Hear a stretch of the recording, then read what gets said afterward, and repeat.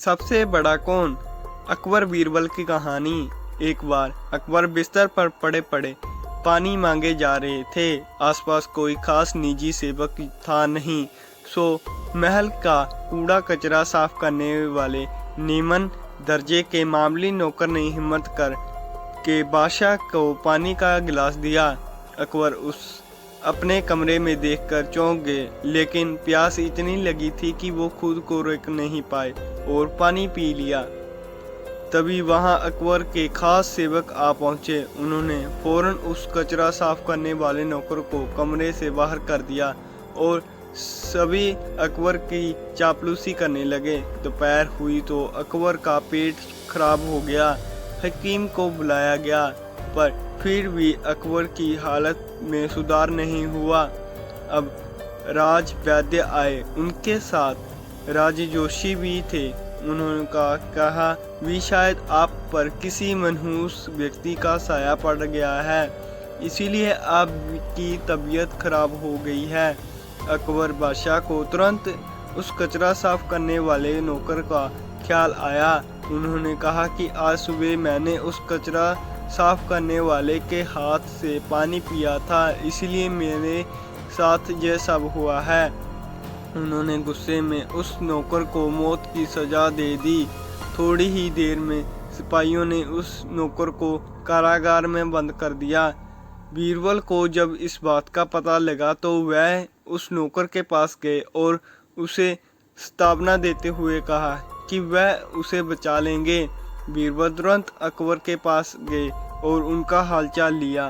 तब अकबर ने बताया कि हमारे राज्य का सबसे बड़ा मनुष्य मुझे बीमार कर गया है।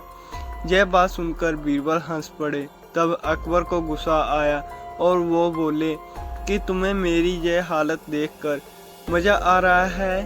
तो बीरबल ने कहा कि नहीं महाराज, एक बात पूछनी थी। अगर मैं उस नौकर से बड़ा मनहूस आपको ढूंढ कर दे दूं तो आप क्या करोगे? तो क्या आप उस नौकर को सजा से मुक्ति कर देंगे? अकबर ने तुरंत बीरबल की यह शर्त मान ली और पूछा कि बताओ उस नौकर से बड़ा मनहूस कौन है? बीरबल बोले, उस नौकर से बड़े मनहूस तो आप खुद हैं। उस नौकर के हाथ पानी पीने से की तबीयत खराब हो गई, आप बिस्तर पर आ गए, लेकिन उसका तो सोचिए, तो वह आपकी प्यास बुझाने आया था, आपकी खिदमत कर रहा था। सुबह सुबह आपकी शक्ल देखने से उसकी तो जान पर बन गई है, तो मौत की सज़ा मिल गई थी, तो इसलिए उससे बड़े मनहूस तो आप हुए। अब खुद को मौत की सज़ा मत दीजिए, चूँकि हम सब आपसे प्यार करते हैं। बीरबल की यह चतुराई भरी बात सुनकर अकबर बिस्तर पर पड़े पड़े हंसने लगे। उन्होंने उस व्यक्ति को नौकर को छोड़ने का आदेश दिया और उसे इनाम भी दिया और मासूमियत और अंधविश्वास सुझाव देने वाले राजजोशी को उसी वक्त घोड़े के तबेले में मुनीमगरी के काम में लगा दिया। तो जब भाइयों, ये थी आज की हमारी कहानी अकबर बीरबल की। यदि आप सभी को हमारी ये कहानी अच्छी लगी हो तो हमारे चैनल को सब्सक्राइब करना मत भूलें, और हमारी अगर आप सभी को ये वीडियो भी अच्छी लगी हो तो हमारे चैनल को लाइक करना मत भूलें। सो मिलते हैं इसी प्रकार हम अपनी अगली नई कहानी में। धन्यवाद।